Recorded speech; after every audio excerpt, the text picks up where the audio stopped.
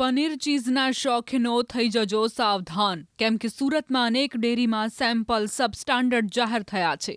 લોકોના સ્વાસ્થ્ય સાથે ગંભીર ચેડા થતા હોવાનો મોટો ખુલાસો થયો છે. મહાનગરપાલિકાના આરોગ્ય વિભાગે શહેરભરમાં ફૂડ ચેકિંગ હાથ ધર્યું હતું. આ દરમિયાન અનેક નામાંકિત ડેરી અને રેસ્ટોરન્ટના પનીર અને ચીઝના નમૂનાઓ તપાસમાં ફેલ ગયા છે. મનપાના ફૂડ સેફ્ટી ઓફિસરોએ અલગ અલગ વિસ્તારોમાંથી પનીર અને ચીઝના સેમ્પલ લીધા હતા. પબ્લિક હેલ્થ લેબોરેટરીના પરીક્ષણ બાદ સામે આવ્યું છે કે આ નમૂનાઓ સબસ્ટાન્ડર્ડ એટલે કે હલકી ગુણવત્તાના છે. ચોંકાવનારી વાત એ છે કે આ લિસ્ટમાં સુરતની પ્રખ્યાત હિંગળાજ ડેરી, ટોર્નેટો પિઝા, ઓરેન્જ ઇન્ટરનેશનલ, હોટલ સીફત ઇન્ટરનેશનલ અને શ્રી ભાગ્યલક્ષ્મી ડેરી જેવા મોટા નામ સામેલ છે. બજારમાં બ્રાન્ડ અને મોંઘા ભાવ વસૂલીને ગ્રાહકોની થાળીમાં આવી નબળી ગુણવત્તાની સામગ્રી પીરસવામાં આવતી હોવાનું ખુલતા લોકોમાં ભારે રોષ ફાટી નીકળ્યો. હાલ તો સુરત મહાનગરપાલિકાએ આ તમામ નિયમોનું ઉલ્લંઘન કરનારા એકમો સામે કાયદેસરની દંડાત્મક કાર્યવાહી કરવાની તૈયારી કરી લીધી છે. ખાવા પીવાની વસ્તુઓમાં મિલાવટ મોટા પ્રમાણમાં ગુજરાતમાં જોવા મળે છે, ત્યારે સુરતમાં પનીરને લઈને આરોગ્ય વિભાગ સતત કાર્યવાહી કરતું હોય છે. ત્યારે સુરતની નામચીન પિઝાની દુકાનો હોય કે હોટલ હોય ત્યાં નમૂના લેવામાં આવ્યા હતા અને આ નમૂના ફેલ ગયા છે, જેને લઈને આરોગ્ય વિભાગે કાર્યવાહી શરૂ કરી છે. આપણી સાથે આરોગ્ય અધિકારી જિગીષા દેસાઈ છે. આપણે સીધા વાત કરીએ બેન, કયા પ્રકારના નમૂના લેવામાં આવેલા, ક્યાંથી લેવામાં આવેલા અને એનો રિપોર્ટ શું આવ્યો છે? સુરત શહેરના નાગરિકોની આરોગ્યને ધ્યાનમાં રાખીને સુરત મહાનગરપાલિકાના ફૂડ ઇન્સ્પેક્શન વિભાગ દ્વારા સુરત મહાનગરપાલિકાના ફૂડ ઇન્સ્પેક્શન વિભાગ દ્વારા સુરત શહેરની વિવિધ ખાદ્ય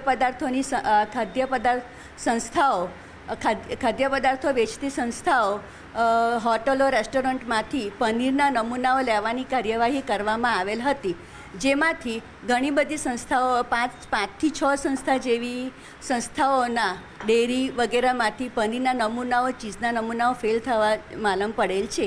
જે સંસ્થાઓના નામ છે, એક તો હિંગરાજ ડેરી જે બમરોલી રોડ ખાતે આવી છે અને તેમાં નમૂનાનું નામ હતું પ્રીમિયમ ફ્રેશ પનીર, લો ફેટ પનીર અને તેમાં સબસ્ટાન્ડર્ડ રિઝલ્ટ આવેલું છે.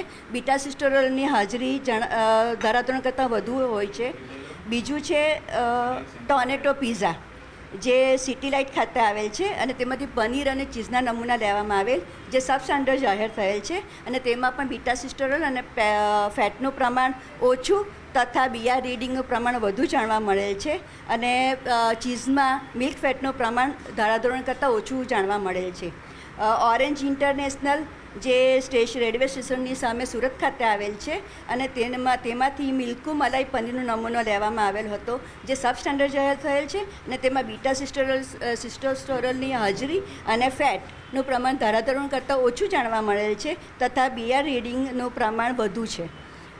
હોટલ સીફત ઇન્ટરનેશનલ એન્ડ ફરમાઈશ રેસ્ટોરન્ટ, ગુલામ બાબા મિલ કમ્પાઉન્ડ, રેલવે સ્ટેશનની સામે, જેમાંથી મિલ્કુ મીડિયમ ફેટ પનીરનો નમૂનો લેવામાં આવેલ, જે સબસ્ટાન્ડર્ડ જાહેર થયેલ છે અને તેમાં બીટા સિસ્ટોસ્ટેરોલની હાજરી અને ફેટનું પ્રમાણ ધારાધોરણ કરતાં વધુ ઓછું જોવા મળેલ છે.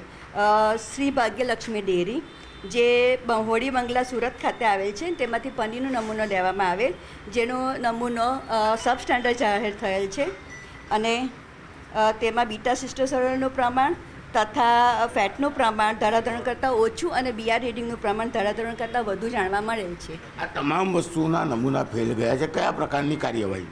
આ તમામ નમૂનાઓની રિઝલ્ટ નાપાસ થયેલ નમૂનાની આગળ જતાં દંડાત્મક કાર્યવાહી, તેમાં કોર્ટ કેસ દાખલ કરવામાં આવશે. બેન, આ જે વસ્તુઓ સેમ્પલ ફેલ ગયા છે, આ વસ્તુઓ ખાવાથી શરીર પર શું અસર થાય? આ બધી વસ્તુઓ લાંબે ગાળે એમાંથી લીવરના પ્રોબ્લેમ થાય છે, કેન્સર જેવા પ્રોબ્લેમ થાય છે.